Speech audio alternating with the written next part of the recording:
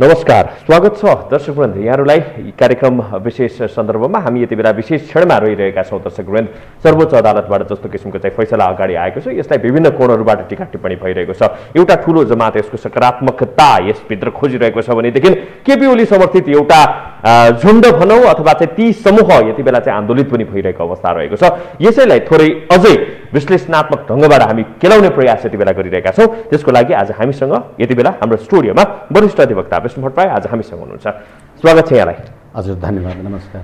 एउटा पुनः ऐतिहासिक फैसला आयो सर्वोच्चबाट भनेर चाहिँ भनिरहेको अवस्था रहेको छ। माधव कुमार नेपाल, नेपाली कङ्ग्रेस, माओवादी केन्द्र लगायतको एउटा जत्था यो फैसलाबाट सकारात्मक हिसाबले अगाडि बढिरहेको छ भने अर्को केपी शर्मा ओली पक्षीय नेताहरूले चाहिँ यसबाट त्यति सन्तुष्ट हुन सकिरहेको अवस्था रहेको छैन। एकदम न्युट्रली हेर्ने हो भनेदेखि यसलाई कसरी हेर्न सकिन्छ, कसरी चाहिँ विश्लेषण गर्ने अहिलेको परिस्थितिलाई? धन्यवाद। यो फैसला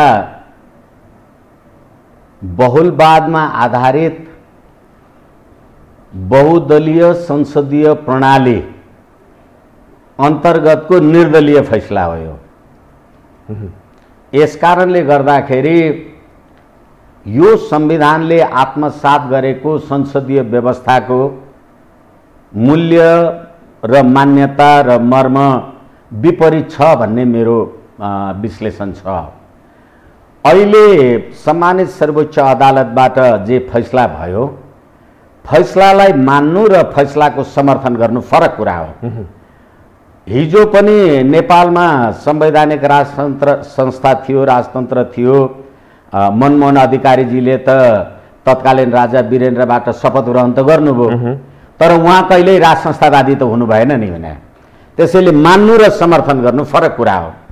र अहिलेको यो आजको फैसला मलाई भन्नुहुन्छ भने मेरो लागि यो 8औं आश्चर्य भन्दा पनि 16औं आश्चर्य हो। यो किनभने 2078 जेठ 6 गते सम्मानित राष्ट्रपति समक्ष प्रधानमन्त्रीको दाबी गर्न जाँदा प्रधानमन्त्री केपी शर्मा ओलीजीले 153 को दाबी लिएर जानुभयो, शेरबहादुर देउवाजीले 149 को दाबी लिएर जानुभयो। र त्यो दुईटै दाबी पुग्दैन भनेपछि अब समयको कुरा पाबन्दी पनि हुन्छ।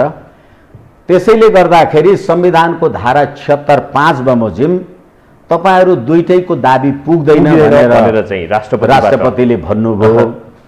र आज सर्वोच्च अदालतले जे फैसला गर्यो, मैले सुरुमा 8औं आश्चर्य भन्ने शब्द किन प्रयोग गरेँ भने केपी शर्मा ओली र शेरबहादुर देउवाजीले दाबी गरेकोमा शेरबहादुर देउवाको दाबी चाहिँ पुग्ने, केपी शर्मा ओलीको दाबी चाहिँ नपुग्ने भन्ने कुरा भएपछि त 275 को पार्लियामेन्टमा 302 जनाको पार्लियामेन्ट हो भनेर सर्वोच्चले भने कि भनेन? आज त्यसो त यसो पनि भयो नि त। त्यसलाई चाहिँ दलीय व्हिपको आधारमा चाहिँ यस्तो किसिमको चाहिँ डिसिजन आयो भनेर पनि भन्न सक्यो नि त। 121 त्यसमा रहँदैन, त्यसले त्यो धाराले चाहिँ तान्दैन यी विषय।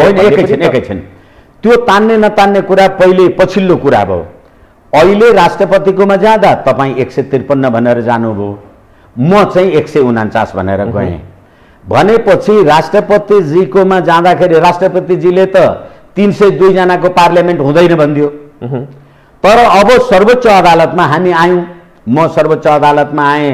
149 अथवा 146 मैले चाहिँ मलाई प्रधानमन्त्रीमा नियुक्त गर्नु पर्थ्यो राष्ट्रपतिजीले भनिसकेपछि त अब राष्ट्रपतिजीले हुँदैन भन्दा त 153 र 149 को त संख्या थियो नि।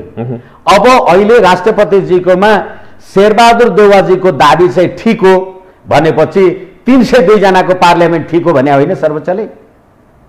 यस कारणले गर्दा मैले 8औं आश्चर्य भने हुँ। शेरबहादुर देउवाको दाबीलाई ठिक मानिरहँदाखेरि प्रधानमन्त्रीले सार्नु भएको दाबी, ओलीले अगाडि सारेको दाबी गलत हो पनि त भन्न सक्यो नि त।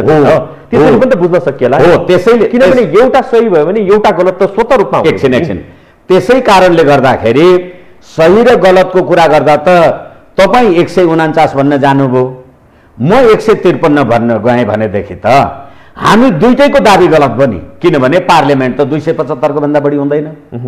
तर अहिले 302 जनाको दाबी लिएर गएका मध्ये अनि 146 चाहिँ ठिक भन्ने अनि 153 चाहिँ बेठिक भन्ने त केपी ओलीले त त्यसमा 121 अटाउन खोजेका थिए। त्यो चाहिँ जो छुटिएर गएको फ्र्याक्सन छ नि उनीहरूलाई पनि मिलाउन चाहिँ खोजेको होइन त। दलीय धारा 76 को 5 ले त फेरि त्यो कुरालाई अस्वीकार गरेको छ। त्यही कारणले गर्दा नै आज चाहिँ यो डिसिजन आयो। होइन एकछिन यसमा चाहिँ अलिकति बुझ्नको लागि म यो 76/5 को कुरा फेरि पनि हामी पढौँ। उपधारा 3 बमोजिम नियुक्त प्रधानमन्त्रीले उपधारा 4 बमोजिम विश्वासको मत प्राप्त गर्न नसकेमा भनेपछि वैशाख 27 गते केपी शर्मा ओलीले म विश्वासको मत प्राप्त गर्न सक्दिनँ भनेर भनिसकेपछि उपधारा 2 बमोजिमको कुनै सदस्य अब यसलाई एक थरी मान्छेहरू अथवा अहिले सर्वोच्चको फैसलाले पनि कुनै सदस्य भनेपछि दल होइन भन्यो। तर उपधारा 2 बमोजिमको सदस्य भनेको के हो त भन्दा उपधारा 1 बमोजिम प्रतिनिधि सभामा कुनै पनि दलको स्पष्ट बहुमत नरहेको अवस्थामा प्रतिनिधि सभामा प्रतिनिधित्व गर्ने 2 वा 2 भन्दा बढी दल, यहाँ त व्यक्ति त भनेन, त्यसकारणले गर्दाखेरि उपधारा 2 ले नै दलको कुरा गर्यो।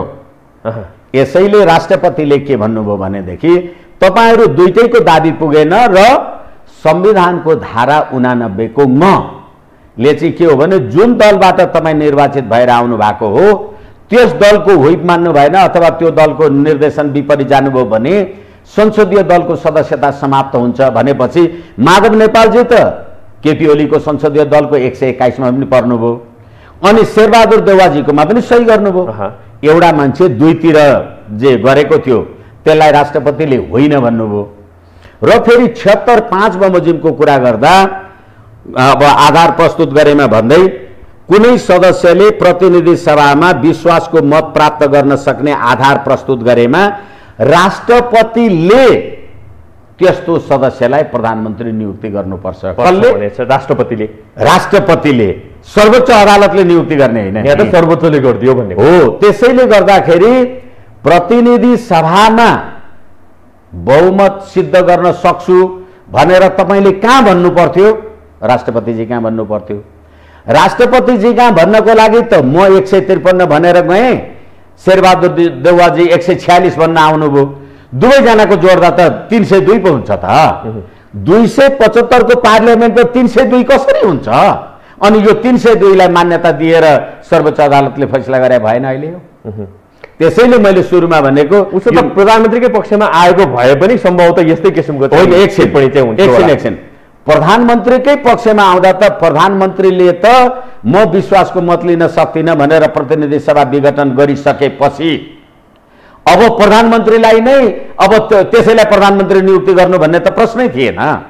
प्रधानमन्त्रीले म विश्वासको मत लिन सक्दिनँ, मैले मार्ग प्रशस्त गरेँ भन्दाखेरि अनि त्यहाँ दाबी गर्न जाँदा शेरबहादुर देउवाजी पनि दाबी गर्न जानुभयो, केपी शर्मा ओली पनि दाबी गर्न जानुभयो।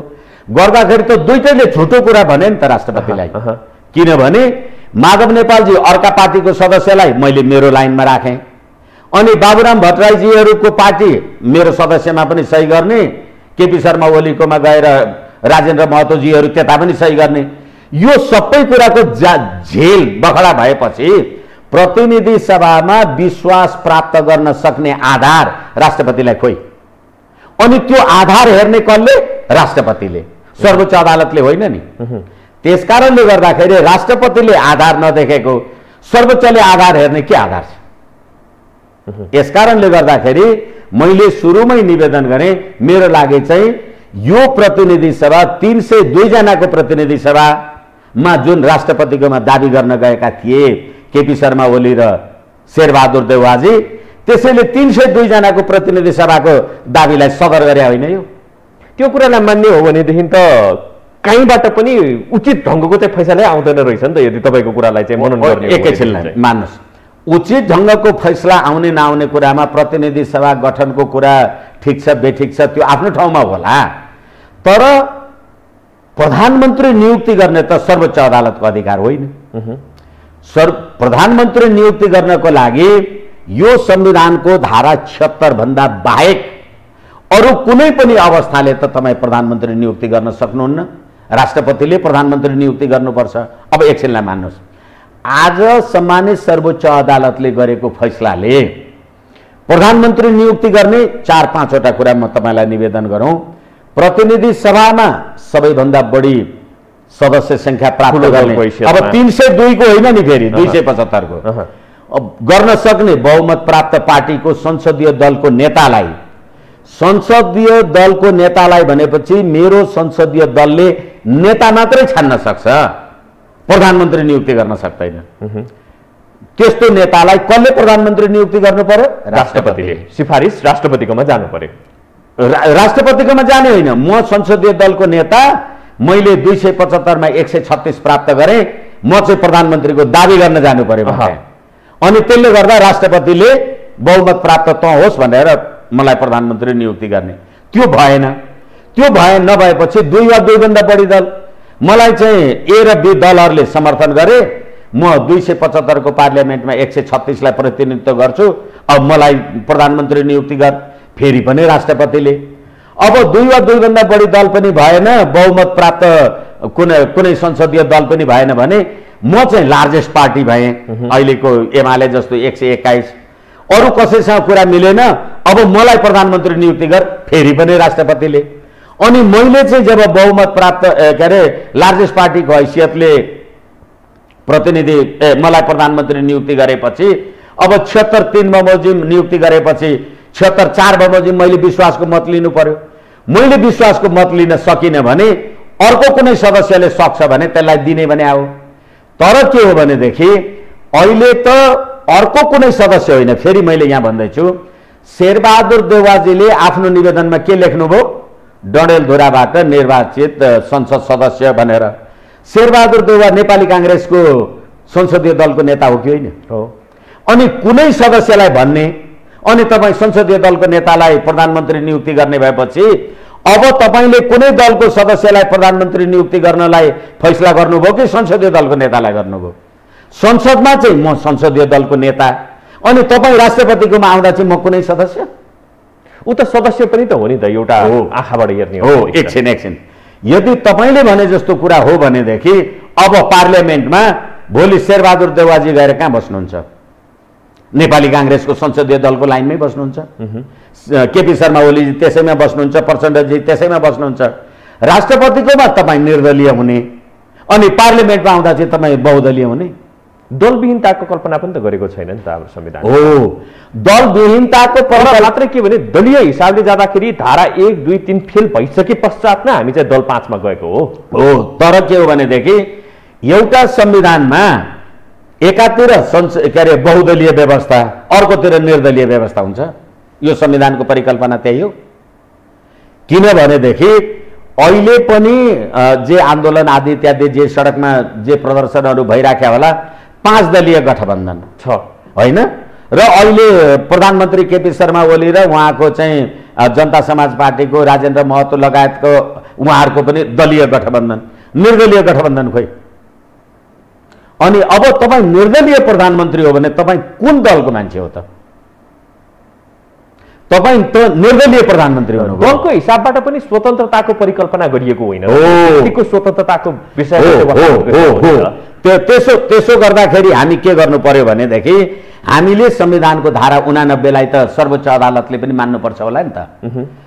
देहायको कुनै अवस्थामा संघीय संसदको सदस्यको स्थान रिक्त हुन्छ न, जुन दलको उम्मेदवार भई सदस्य निर्वाचित भएको हो त्यस्तो दलले संघीय कानून बमोजिम निजले दल त्याग गरेको कुरा सूचित गरेमा। रामबहादुर थापा बादलको सदस्यता गयो कि गएन दल त्याग गरेको भनेर?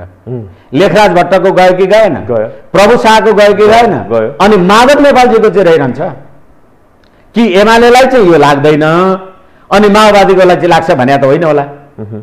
त्यसकारणले गर्दाखेरि र फेरि अर्को कुरा म तपाईलाई भनौँ, यही सम्मानित सर्वोच्च अदालतको यो कहिलेकाहीँ उद्वेग लाग्न सक्छ के, यही सम्मानित सर्वोच्च अदालतको अन्तरिम आदेश 2078 असार 11 गतेको आदेश के छ भने, जब जेठ 8 गते प्रतिनिधि सभा विघटन भयो, उहाँले चाहिँ जेठ 21 गते मन्त्री परिषदको विस्तार गर्नुभयो र मन्त्री परिषद विस्तारको विरुद्धमा उजुर पर्दाखेरि सम्मानित सर्वोच्च अदालतको सम्मान्य प्रधान न्यायाधीश चोलेन्द्र शमशेर राणाको इजलासले के भन्यो भने संविधानको धारा 77(1) ग बमोजिम प्रतिनिधि सभा विघटन भयो र केपी शर्मा ओलीजी प्रधानमन्त्री संसदीय दल के अरे संसद सदस्य नै होइन, त्यसकारणले गर्दा मन्त्री परिषद विस्तार गर्न पाउनुहुन्न भनेर तपाईले असार 11 गते आदेश गरेपछि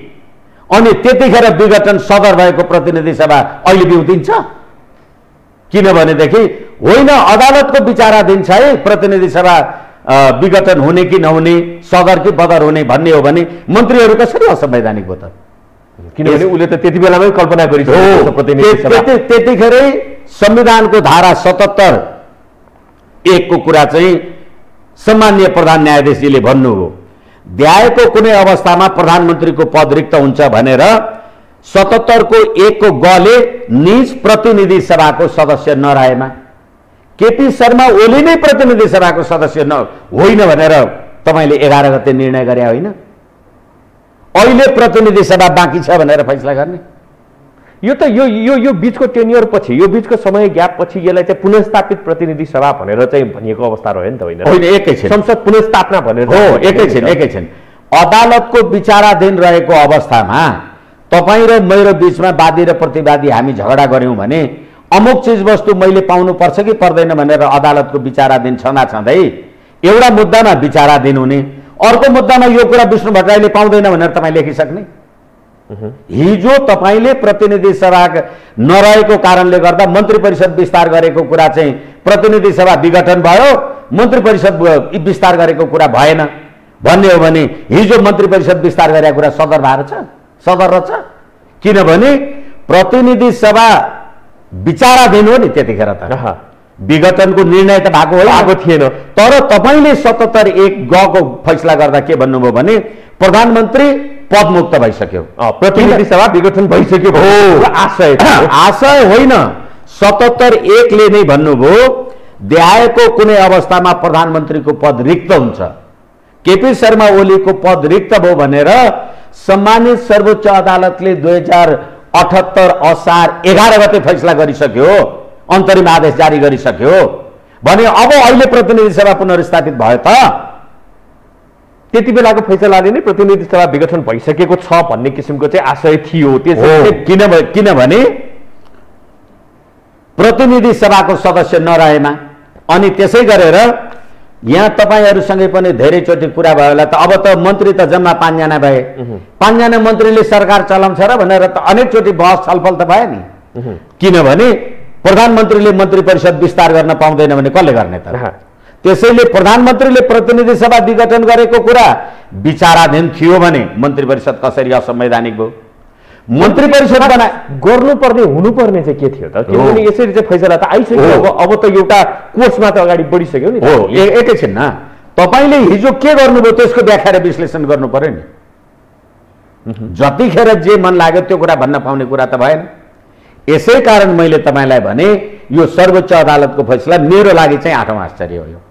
र फेरि के हो भने मैले यो संविधान जहाँसम्म मैले पढेको छु मेरो जानकारीमा छ, संविधानको धारा 76 भन्दा बाहेक अरू अवस्थामा प्रधानमन्त्री नियुक्ति हुन सक्दैन। सर्वोच्च अदालतको फैसलाले प्रधानमन्त्री बनाउने हो। सर्वोच्च अदालतले प्रतिनिधि सभा पुनर्स्थापित गर्ला। प्रतिनिधि सभा पुनर्स्थापित गर्यो भने त जसले बहुमत प्राप्त गर्छ गर्दैन अनि संविधानको धारा 76 बमोजिम म चाहिँ संसदमा बहुमत प्राप्त गर्छु, मलाई प्रधानमन्त्री बनाऊ, अथवा त फेरि राष्ट्रपतिको हातमा छ भनेर पनि त बुझ्न सकिएला नि। किनभने अब अहिले 24 घण्टाको समय सीमा तोकिएको अवस्था रहेको छ। सर्वोच्चले देउवालाई चाहिँ एकछिन बुझ्ने कि नबुझ्ने? एकछिन न, तपाईले शपथ ग्रहण गर्नको लागि मैले राष्ट्रपति नियुक्ति गर्ने, तपाईले मलाई फल्नालाई राष्ट्रपति नियुक्ति गर भन्ने? किनभने फेरि 76(5) पढौं हामी, कुनै सदस्यले प्रतिनिधि सभामा विश्वासको मत प्राप्त गर्न सक्ने आधार प्रस्तुत गरेमा राष्ट्रपतिले त्यस्तो सदस्यलाई प्रधानमन्त्री नियुक्ति गर्छ। सर्वोच्च अदालतको आदेश भयो भने प्रधानमन्त्री नियुक्ति गर्नुपर्छ भन्ने कहाँ छ? बाध्यकारी छैन राष्ट्रपति। किनभने कसले नियुक्ति गर्ने? राष्ट्रपतिले। राष्ट्रपतिले प्रधानमन्त्री नियुक्ति गर्ने। म को हुँ राष्ट्रपतिलाई चाहिँ तपाई फल्नालाई प्रधानमन्त्री नियुक्ति गर भन्ने? कति समयभित्र? 24 घण्टाभित्र। मैले नियुक्ति गरिनँ के हुन्छ? राष्ट्रपतिले प्रधानमन्त्री नियुक्ति गर्ने हो, अदालतले होइन। राष्ट्रपति बाध्यकारी छ कि छैन? राष्ट्रपति धारा 76(5) फेरि हामी पढौँ, राष्ट्रपति समक्ष प्रतिनिधि सभामा विश्वासको मत प्राप्त गर्न सक्ने आधार प्रस्तुत गर्नु पर्यो। आधार प्रस्तुत गर्नलाई आधार प्रस्तुत त एक हिसाबले भइसकेको छ त। एकछिन आधार प्रस्तुत गर्नलाई म 153 लिएर गएँ केपी शर्मा ओली, तपाईँ शेरबहादुर देउवा 149 लिएर जानुभयो।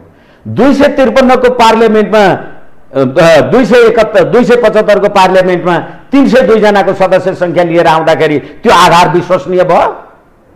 पत्यार गर्न लायक भयो? तपाईँ राष्ट्रपति भए के गर्ने? यसकारणले गर्दा राष्ट्रपतिले प्रधानमन्त्री नियुक्ति गर्नुपर्छ, आदेशले होइन, परमादेशले होइन। होइन भने त सम्प्रभु सत्ता सम्पन्न संसद भन्ने हो भने संसदको अल्पमत र बहुमत गर्न दिनुस् न, संसदलाई हेर्न दिनुस्। संसदमा न अब फेरि केपी शर्मा ओलीले चाहिँ पुनः प्रधानमन्त्रीमा दाबी नै गर्न नपाउने त कुनै सदस्य हो भने अब अहिले तपाईले प्रतिनिधि सभा पुनर्स्थापित गर्नुभयो, अर्को प्रधानमन्त्री नहुन्जेल मलाई तपाईले जब काम चलाउ प्रधानमन्त्री हो, संविधानको धारा 77(1) ग बमोजिम प्रतिनिधि सभा विघटन भइसक्यो भनिसकेपछि अब फेरि अर्को प्रतिनिधि सभाको सदस्य हुन्छ भन्नाले अझै पनि कानुनी रूपमा चाहिँ थुप्रै छिद्रहरू छोडिएको अवस्था रहेको छ भनेर बुझौँ। होइन, कानुनी रूपमा, संवैधानिक रूपमा भन्दा पनि राष्ट्रपतिको अधिकार सर्वोच्च अदालतले प्रयोग गर्ने होइन। किनभने सर्वोच्च अदालतले आदेश दिन सक्छ त कसैलाई प्रधानमन्त्री नियुक्ति गर्नमा त फेरि मुद्दै गएको हो नि त। सर्वोच्च अदालतले त प्रतिनिधि सभा गठन र विघटन संवैधानिक र असंवैधानिक आफ्नो ठाउँमा हेर्ने होला, तर अमुक मान्छेलाई नै प्रधानमन्त्री नियुक्ति गर भन्ने हो भने त पार्लियामेन्टमा अल्पमत र बहुमत हुनुको के अर्थ भयो? होइन भने यो संविधानमा सर्वोच्च अदालतले राष्ट्रपति नियुक्ति गर्ने कहाँ लेखेको छ? त्यति मात्रै होइन, शेरबहादुर देउवाजीलाई प्रधानमन्त्री नियुक्ति गर्नु, केपी शर्मा ओलीलाई चाहिँ दाबी गर्न पनि नदिनु भनेपछि के लेखा त? त्यो कुनै सदस्य हो भने त केपी शर्मा ओली पनि त कुनै सदस्य हो नि। शेरबहादुर देउवाजी जसरी 1, 2, 3 सम्म आइपुग्दाखेरि त केपी शर्मा ओली टेस्टेड भएर फेल भइसकेको व्यक्ति हो नि, त्यही भएर उनको अधिकार छैन अथवा एमाले भित्रैबाट कोही गा भयो त्यसलाई अब एकछिन मान्नुहोस्। तपाईँ हिजो मन्त्रीहरू निकाल्दा प्रतिनिधि सभा विघटन भयो भन्ने, आज प्रतिनिधि सभा विघटन चाहिँ सदर भएन भन्ने हो भने हिजो म टेस्टेड भएर मैले पाइनँ भने न आज मसँग चाहिँ 136 जना 140 जना सदस्य हुन्छन् कि तपाईले मलाई चाहिँ पार्लियामेन्ट टेस्ट गर्न नदिने? अब अझै आउने त्यो सङ्कटहरू चाहिँ के हुन सक्छ? अथवा राष्ट्रपतिको भूमिकालाई लिने हो भनेदेखि होइन, राष्ट्रपतिलाई चाहिँ संवैधानिक रूपमा उनले चाल्नु होइन, राष्ट्रपतिलाई 24 घण्टा भित्र तपाईँ प्रतिनिधि सभाको शेरबहादुर देउवाजीलाई प्रधानमन्त्रीमा नियुक्ति गर्नुस् भनेपछि प्रधानमन्त्री नियुक्ति गर्ने राष्ट्रपतिको अधिकार कि सर्वोच्चको अधिकार? सम्मानित राष्ट्रपतिको अधिकार हो। र फेरि के भन्यो, 24 घण्टाभित्र नियुक्ति गर भनेर के अरे शपथ ग्रहण गरा भने एकछिनलाई मान्नुहोस्, राष्ट्रपतिले शपथ ग्रहण गराउनु भएन। राष्ट्रपति मान्नु भयो, एकछिनलाई मान्नुहोस्। ल, राष्ट्रपति बिरामी हुनुभयो, राष्ट्रपति आइसियू भर्ना हुनुभयो, 25 घण्टा भयो, अब के हुन्छ? यसै कारणले गर्दाखेरि राष्ट्रपति र उपराष्ट्रपति सम्बन्धी, हालाकि यो मुद्दामा म पक्ष विपक्षको कानुन व्यवसायी होइन, तर राष्ट्रपति र उपराष्ट्रपतिको काम कर्तव्य र अधिकार सम्बन्धी ऐन 2074 जहाँसम्म मलाई लाग्छ त्यसको दफा 16 मा राष्ट्रपतिले पदीय हैसियतबाट गरेको काम कारबाहीमा कुनै अड्डा अदालतमा उजुर लाग्दैन भनेको छ। भनेपछि संविधानको धारा 76(5) प्रयोग गरेर मैले चाहिँ शेरबहादुर देउवा र केपी शर्मा ओलीले दुईटै प्रस्तुत गरेको आधार, प्रधानमन्त्री हुनलाई प्रस्तुत गरेको आधार ठिक छैन भने त्यो आधार चेक गर्ने म राष्ट्रपति कि सर्वोच्च अदालतले चेक गर्ने? अब सर्वोच्च अदालतले चेक गर्ने हो भनेदेखि त त्यस्तो आधार सर्वोच्च अदालतमा प्रस्तुत गरेमा हुनु पर्यो नि त। अब अहिले भन्नुहुन्छ यो होइन 146 जना 143 जना सशरीर उपस्थित हुनु भएको छ भने सशरीर उपस्थित हुनु भयो होला, तर प्रधानमन्त्री त राष्ट्रपतिले बनाउनु पर्दो रहेछ त। सर्वोच्चले फैसला गरे पनि प्रधानमन्त्री त राष्ट्रपतिले नियुक्ति गर्नु पर्दो रहेछ नि। राष्ट्रपति म प्रधानमन्त्री नियुक्ति गर्ने मेरो अधिकार भएपछि तपाईले मलाई फलाला प्रधानमन्त्री नियुक्ति गर भनेर भन्ने। यस कारणले गर्दा संविधानको धारा 76(5) को अधिकार राष्ट्रपतिको अधिकार हो। त्यो त फेरि मुलुकको चाहिँ समसामयिक राजनीतिक अवस्था, मुलुकको कस्तो कन्डिसनमा अगाडि बढिरहेको छ, हरेक कुराले चाहिँ अर्थ राख्ला नि। त्यो कुराले अर्थ राख्दैन। राजनीतिक अवस्था एकछिनलाई मान्नुस् न, सङ्कट एकैछिनलाई मान्नुस्। 62-63 को आन्दोलन लगायतका अथवा माओवादीको जनआन्दोलन 2052 सालदेखि 17,000 मान्छे सान्छे मरे मारिए भन्दाखेरि त्यो सम्पूर्ण राजनीतिक परिवर्तनलाई संस्थागत गर्ने त संविधान न हो। यही संविधान हो। अदालतले संविधान बनाउँदैन नि, संविधानको व्याख्या मात्रै गर्छ। त्यसैले संविधानको धारा 76(5) बमोजिम राष्ट्रपतिले प्रधानमन्त्री नियुक्ति गर्नुपर्छ भन्ने कुरालाई सर्वोच्च अदालतले प्रधानमन्त्री नियुक्ति गर भन्ने हो। त्यसैले मैले सुरुमा भूमिका छैन। यो 8औं आश्चर्य हो। यो सम्मानित सर्वोच्च अदालतले प्रतिनिधि सभा पुनर्स्थापित गर्न सक्छ असंवैधानिक तरहले विघटन भयो भनेर।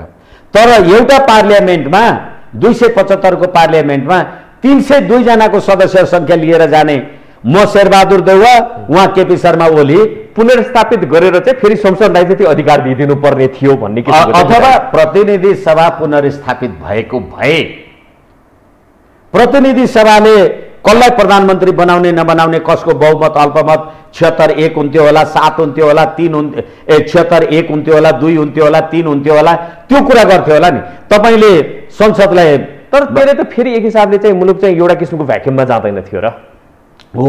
अहिले मुलुकले निकास के पाए त? प्रधानमन्त्रीको रूपमा शेरबहादुर देउवा पाए। एकछिन, प्रधानमन्त्री त हिजो पनि थियो नि। प्रधानमन्त्री रामप्रसाद हुँदा चाहिँ निकास नपाउने, श्याम प्रसाद हुँदा चाहिँ निकास पाउने हो र भने। यसै कारणले गर्दाखेरि 2077 फागुन 11 गते प्रतिनिधि सभा विघटन गरेपछि त्यो बीचमा भएका हर्स ट्रेडिङ गतिविधि आदि इत्यादि गठन विघटन, एउटा संसद सदस्यले 2 तिर 3 तिर सैछाप गर्ने गतिविधि गर्ने, यो सम्पूर्ण कुराले गर्दाखेरि त मुलुकमा राजनीतिक अस्थिरता त बढ्यो। किनभने अस्ति जेठ 23 गते यो देशको प्रधान सेनापतिले आफ्नो कार्यकालको 1000 दिन पुग्यो भनेर भन्दाखेरि मुलुकको पछिल्लो राजनीतिक घटनाक्रमले देशको सुरक्षा चुनौती उपस्थित भएको छ भन्ने कुरामा सेना सजग छ भनेर प्रधान सेनापतिले भनेदेखि त्यो सुरक्षा चुनौती र राजनीतिक अस्थिरता ल्याउने को? यही अस्ति प्रतिनिधि सभा विघटन गरेर होइन। अब फेरि तपाईँ प्रतिनिधि सभा पुनर्स्थापन गर्नुहोस्, फेरि राजनीतिक समस्या बबाली। त्यसले केही अर्थ राख्छ सेनाबाट आउने त्यस्तो कुराले? होइन, त्यसलाई चाहिँ राष्ट्रपतिसँग लगेर चाहिँ जोड्न सक्ने आधारहरू छन् अथवा एकछिन, प्रधान सेनापति जस्तो मान्छेले मुलुकको राजनीतिक घटनाक्रमले मुलुकको सुरक्षा चुनौती उपस्थित भयो भनेर औपचारिक रूपमा किन भने? देशका 5 वटा भूतपूर्व प्रधानमन्त्रीहरूले विदेशी शक्तिको चलखेलको कुरा किन गर्नुभयो? अनि अहिले त्यो 5 वटा भूतपूर्व प्रधानमन्त्रीहरू मध्येको शेरबहादुर देउवा भन्दा बाहेक अरूले प्रधानमन्त्रीको लागि दाबी नै गर्न नपाउने भनेर शेरबहादुरलाई नै शपथ ग्रहण गराउनु पर्ने भन्ने कुरा किन भन्नु पर्यो? माधव नेपालजीले अङ्कगणितीय रूपमा होइन, एकछिन, अङ्कगणितीय रूपमा जसरी तपाईँ नेपाली काङ्ग्रेसको संसद सदस्य हुनुहुन्छ र म नेकपा एमाले भएर सही गरेँ, त्यसै गरेर म नेकपा एमालेको माधव नेपाल भएर भोलि नेपाली काङ्ग्रेसको अर्को मान्छेले मलाई सैछाप गर्नु हुँदैन र? त्यसैले अमुक मान्छेले चाहिँ दरखास्तै यो प्रधानमन्त्रीको लागि दाबी नै गर्न पाउँदैन भनेर किन भन्नु पर्यो? मुलुकलाई सङ्कटबाट चाहिँ एउटा किसिमको चाहिँ ट्र्याकमा ल्याउनको लागि। त्यसरी किनभने मुलुक अरू सङ्कटमा गयो। जसरी मैले तपाईँलाई संविधानको धारा 89 म पढेर सुनाएँ, राजनीतिक दल सम्बन्धी ऐन 2073 को दफा 26, 28, 31 जुन दलबाट निर्वाचित भएर आएको हो, अघि हामीले कुरा गरिसक्यौँ। लेखराज भट्टहरू चाहिँ नेकपा माओवादी छोडेपछि संसद सदस्य गयो, अनि त्यहाँबाट अहिले नेकपा एमालेको चाहिँ माधव नेपालजीहरू त्यही पार्टीमा बसेर माधव नेपालजीहरू बसेर अनि नेपाली काङ्ग्रेसकोमा सही गर्दा उहाँहरूको चिराइरा। यसैले गर्दाखेरि मेरो लागि यो संवैधानिक भन्दा राजनीतिक फैसला हो र यो मेरो लागि चाहिँ 8औं आश्चर्य हो। यसै कारणले गर्दाखेरि अब फेरि केपी शर्मा ओलीले 121 संसदीय दलको प्रतिनिधित्व गर्नुहुन्छ एमालेको। अहिलेसम्म त पार्टी फुट्या छैन। 121 को केपी शर्मा ओली बेठिक संसदीय व्यवस्थामा बहुदलीय प्रणालीमा, अनि 61 जनाको नेपाली कांग्रेस ठिक। बहुमत नेपाली जनतालाई कसले प्रतिनिधित्व गर्छ? केपी शर्मा ओलीजीले गर्नुहुन्छ कि शेरबहादुर देउवाजीले गर्नुहुन्छ? अब पार्टीगत करोडको हिसाबले पार्टीगत हिसाबले त यतातिर शेरबहादुर देउवाको चाहिँ मेजोरिटी देखिन थाल्यो नि त। अब एकैछिन, शेरबहादुर देउवाजीको मेजोरिटी देखिया होइन, शेरबहादुर देउवा कोलिसनको रूपमा शेरबहादुर देउवा, पुष्पकमल दाहाल, माधव नेपाल जी बसेर देखिएको। तर नेपाली जनताको अभिमत चाहिँ के हो? तपाईँ 61 हो, म 121 हुँ भनेदेखि 121 को चाहिँ विरुद्धमा फैसला गर्ने, 61 को चाहिँ पक्षमा फैसला गर्ने भनेपछि हामी अलिकति समयको अलि अन्त्यतिर आइरहेको छौँ होइन। अब फेरि यो 30 दिनको चाहिँ उलिनुपर्ने हुन्छ संवैधानिक रूपमा चाहिँ होइन। अब त्योदेखि बाहेक आएर एमाले भित्रको घर झगडा, त्यस्तै गरेर जसपाना मनाउने नमनाउने हरेक कुराले चाहिँ यसमा चाहिँ अर्थ राख्दो रहेछ होइन। यो कुरालाई चाहिँ कसरी हेर्न सकिन्छ? अब चाहिँ के साँच्चै नै राजनीतिक ट्र्याक अगाडि बढ्यो अथवा चाहिँ आउने अब्स्टेकललाई कसरी हेर्ने? अब अहिले औपचारिक रूपमै फैसलालाई मान्दैनौँ भन्ने एउटा शक्ति नारा जुलुस आदि इत्यादि आफ्नो ठाउँमा चलिराखेका छ। तर फेरि पनि हामी के कुरा गरौँ भने, मैले भर्खरै निवेदन गरेँ, तपाईँले फागुन 11 गते प्रतिनिधि सभा विघटन गरेपछि तपाईँ विश्वासको मत लिन जाँदाखेरि सरकारको पक्षमा केपी शर्माले ओलीले 93 मत र शेरबहादुर देउवाले 124 पाएको हो। अब त्यही पार्लियामेन्टमा फेरि तपाईँले पुनर्स्थापित गर्नुभयो र त्यो पार्लियामेन्टले वैकल्पिक सरकार हिजो दिएन, अब आज दिन्छ। किनभने तपाईँले त अहिले फ्लोर क्रस गरे भने पनि चाहिँ कानुन लाग्दैन भनेपछि संविधानभन्दा ठुलो तपाईँले फैसला गर्नु भएन सर्वोच्च अदालत। त्यसैले मैले 3 चोटि भनिसकेँ, संविधानको धारा 89 के हुन्छ? जुनसुकै पार्टीमा जहाँ पनि जान पाइन्छ भन्ने हो भने यो बहुदलीय व्यवस्था भयो, निर्दलीय व्यवस्था हो। शेरबहादुर देउवाले पनि म नेपाली कांग्रेसको संसदीय दलको सदस्य हुँ त भन्नु भएन नि। शेरबहादुर देउवाजी संसदीय दलको सदस्य हो कि होइन, उहाँले किन राख्नुभयो? तर त्यो कुरालाई पनि सर्वोच्चले सदर गर्यो। त्यसै कारणले गर्दा यो संवैधानिक होइन, यो राजनीतिक फैसला हो। यसमा चाहिँ संविधानको कुनै पनि किसिमको चाहिँ यसै कारण होइन भनेदेखि संविधानको धारा 89 को व्यवस्था बारेमा किन र फेरि गर्दा गर्दै फ्लोर क्रस गरेमा पनि संसद सदस्य नजाने भनेपछि संविधानको धारा 89 लाई सर्वोच्च अदालतले के खाइदियो त, पचाइदियो? यसलाई एउटा धाराबाट अर्को धाराले चाहिँ काटिरहेको छ हाम्रो संविधानमा भनेर बुझ्न सक्ने आधार पनि रहला होइन? तपाईले संविधानको अहिले भर्खरै हामीले कुरा गर्यौं, यही सर्वोच्च अदालतको सम्मान्य प्रधान न्यायाधीश चोलेन्द्र शमशेर राणाले मन्त्री परिषद विस्तारलाई असंवैधानिक भन्दाखेरि प्रधानमन्त्री केपी शर्मा ओली प्रतिनिधि सभाको सदस्य होइन, उनले मन्त्री परिषद विस्तार गर्न पाउँदैन भनेपछि प्रतिनिधि सभा विघटन भएको त्यहाँ सदर भयो कि भएन? होइन भने त प्रतिनिधि सभा विघटनको मुद्दा विचाराधीन छ भनेपछि मुद्दा विचाराधीन भएपछि त संसद विघटन गरेको कुरा त अदालतको विचाराधीन थियो नि। तर केपी शर्मा ओली संसद सदस्य होइन भनिसकेपछि त विघटन सदर भएन। एक त एउटा फैसला गर्दा एक ठाउँमा बसेर एउटा कुरा फैसला गर्ने गन्जागोलको सृजना चाहिँ किन भयो, कसरी भयो? यो संवैधानिक लुपहोल चाहिँ हो। यो संवैधानिक लुपहोल्स भन्दा पनि वास्तवमा सम्मानित सर्वोच्च अदालतले मलाई लाग्छ संवैधानिक अनुशासन र संवैधानिक दायराभित्र नरहिकन बढ्ता जुडिसियल एक्टिभिजम गरेको कुरा हो। तपाईलाई जतिखेर जे मन लाग्यो होइन भने तपाईले अस्ति मन्त्री परिषद विस्तार गरेको कुरा त अब तपाईले दिएको अन्तरिम आदेश त असंवैधानिक रहेछ नि। किनभने प्रतिनिधि सभा त आज पो पुनर्स्थापित भयो, त्यति बेलामा त बिचमा अब विचाराधीनै थियो। विचार हिजो विघटन भएको थियो भने मन्त्री परिषद गठन विस्तार अवैधानिक थियो, विचाराधीन थियो भने मन्त्री परिषद कसरी असंवैधानिक हो त? जतिखेर जे मन लाग्यो त्यही कुराको इन्साफ हुन्छ र? यसकारणले गर्दाखेरि र फेरि फ्लोर क्रसको कानुनै नलाग्ने, संविधानै नलाग्ने, यो बहुदलीय व्यवस्थाको संविधान हो, त्यो धारालाई पो लागेन त फ्लोर क्रस। त्यसै कारणले संविधानलाई त हामीले के भन्यौं भने preamble is the main gate of the constitution. यो संविधानको प्रस्तावनाले बहुदलीय लोकतान्त्रिक गणतन्त्रात्मक जे कुरा भनेको होला, तपाईँ संविधानको एउटा धारालाई अवज्ञा गरेर संविधानको अर्को धाराको व्याख्या हुन सक्छ? 76(5) को कुरा गर्दा तपाईलाई संविधानको धारा 89 मान्नु पर्दैन? तपाईले यही संविधान अन्तर्गत बनेको राजनीतिक दल सम्बन्धी ऐन 2073 तपाईलाई लागू हुँदैन? भनेपछि निकास के त? तपाईको कुरालाई सुन्ने हो भनेदेखि त कहीँबाट कुनै पनि रूपमा चाहिँ निकास नहुने जस्तो देखिन्छ। त्यसै कारणले गर्दाखेरि अहिलेको जुन सम्मानित सर्वोच्च अदालतबाट जे फैसला भएको छ, यो पोलिटिकल यो जुडिसियल एक्टिभिजम को कुरा हो। यो संवैधानिक फैसला भन्दा पनि यो राजनीतिक फैसला र यसलाई मैले चाहिँ 8औं आश्चर्यको रूपमा लिएको छु। यसै कारणले गर्दा जनताको राजकीय सत्ता र सम्प्रभु सत्तालाई जब हामी स्वीकार गर्छौं भने जनतामा जाने कुरालाई पटक पटक सर्वोच्च अदालतले रोकिराखेको छ भने जनता सम्प्रभु सम्पन्न भए कि भएन? प्रधानमन्त्रीको कदम फेरि एकपटक जनतामा जाउँ भन्ने कदम। जनता किनभने ठिक छ, तपाईँ र म झगडा गऱ्यौँ, अनेक अस्थिरता आए, पार्टी यता गयो उता गयो, यता सैछाप गऱ्यो, उता कोनिके गऱ्यो, उता गणतन्त्र भन्यो, उता होली वाइन भन्यो, उता पशुपतिको जलाहारी भन्यो। के हो त भन्ने कुरा जनताकोमा जाँदा त जनताले भनिदिइहाल्थ्यो नि तपाईँलाई। तपाईँ ठिक हो भनेर तपाईँलाई मत दिन्थ्यो, म ठिक हो भने मलाई दिन्थ्यो।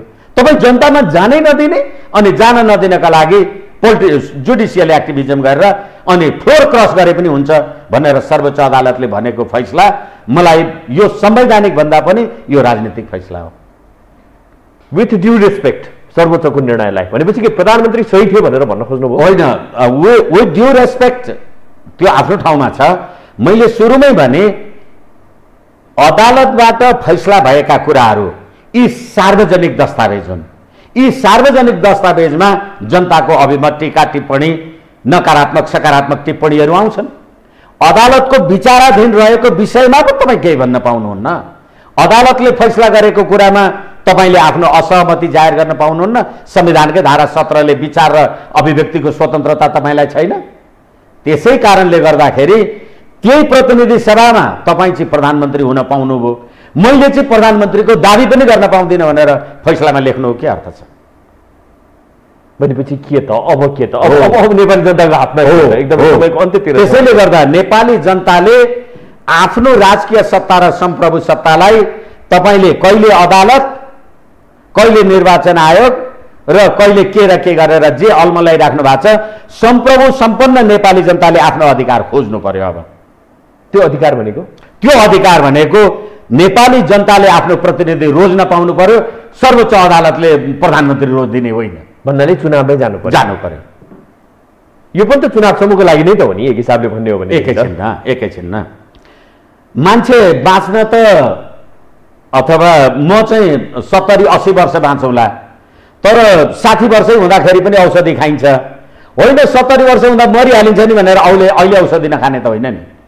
यसै कारणले जानलाई चुनावमा जाने, तपाईँ आवधिक निर्वाचन र बहुलवादमा आधारित बहुदलीय व्यवस्थाको संविधानको कुरा गर्ने अनि पार्लियामेन्टमा अत्यधिक नेपाली जनताले प्रतिनिधित्व गरेको शक्तिलाई निर्वाचनमा जान्छु भन्दा पटक पटक रोक्ने, त्यो प्रजातान्त्रिक भयो। यसै कारणले गर्दाखेरि नेपाली जनतालाई निर्वाचनमा जानबाट रोक्ने र यही संविधानले राष्ट्रपति बनाउने, प्रधानमन्त्री बनाउने राष्ट्रपतिको अधिकारलाई सर्वोच्च अदालतले फल्नालाई प्रधानमन्त्री बना भनेर भन्दिने, फल्नालाई चाहिँ बना, अर्कोलाई चाहिँ दाबी पनि गर्न नदे, यस्तो पनि फैसला हो। अब राष्ट्रपति मान्न भएन अथवा मानिन् भनेदेखि चाहिँ यसले कस्तो कस्तो किसिमको चाहिँ समस्या ल्याउन अथवा चाहिँ समाधान गर्न? यसै कारणले गर्दाखेरि यो राजनीतिक कुराको politics is a game of possibilities, राजनीति सम्भावनाको खेल हो, जे पनि हुन सक्छ। अहिले सम्मानित सर्वोच्च अदालतले भने बमोजिम 24 घण्टाभित्र शपथ ग्रहण गराइएन के हुन्छ? मलाई शपथ ग्रहण गरा भनेर फेरि शेरबहादुर देउवाजी सर्वोच्च अदालत आउनुहुन्छ। राष्ट्रपतिले प्रधानमन्त्री नियुक्ति गर्छ, अहिले त सर्वोच्च अदालतले प्रधानमन्त्री नियुक्ति गर्ने। त्यो एउटा किसिमको बाध्यता पनि त सृजना भयो होला। एकछिन मान्नुहोस् न, तपाईँ प्रधानमन्त्री एउटा पदको पदीय कर्मचारीलाई अथवा पदीय राजनीतिक नेतृत्वलाई 4वटा ठाउँबाट नियुक्ति गर्ने पनि संविधान हुन्छ होइन? भने त प्रतिनिधि सभाले प्रधानमन्त्री नियुक्ति गर्छ संसदको चुनावमा जसले बहुमत पायो उसैलाई प्रतिनिधि सभाले प्रधानमन्त्री नियुक्ति गर्छ भने हुन्छ नि त। यस कारणले गर्दाखेरि राष्ट्रपतिको प्रधानमन्त्री नियुक्ति गर्ने अधिकारमा यो फैसलाले तलमाथि गर्यो। र अर्को कुरा के हो भने संविधानको धारा 76(5) बमोजिम प्रतिनिधि सभामा विश्वासको मत प्राप्त गर्न सक्ने आधार राष्ट्रपतिलाई प्रस्तुत गर्नुपर्छ, अदालतलाई प्रस्तुत गर्ने होइन। अनि म कहाँ प्रस्तुत गर्नुपर्ने आधार तपाईँले सर्वोच्चमा प्रस्तुत गर्नुभयो। अनि के भन्नुभयो भने फ्लोर क्रस गर्ने कानुन पनि लाग्दैन भने संविधानको धारा 89(3) पनि लागू हुँदैन भन्नुभयो। यो फैसला त्यसैले गर्दा यो संवैधानिक भन्दा पनि ज्यादा जुडिसियल एक्टिभिजम र मेरो लागि त यो 8औं आश्चर्य फैसला भयो। हुन्छ विशेष सर, यहाँ हाम्रो स्टुडियोमा आइदिनु भयो, पछिल्लो अवस्थाको विषयमा आफ्नो विचारहरू राखिदिनु भयो। यहाँलाई धेरै धेरै धन्यवाद सर। हस्, धन्यवाद, नमस्कार, प्रणाम। दर्शक यहाँलाई पनि धेरै धेरै धन्यवाद आज हामीलाई साथ दिनुभएकोमा। हेर्दै रहनुहोला यो हो टेलिभिजन। नमस्कार।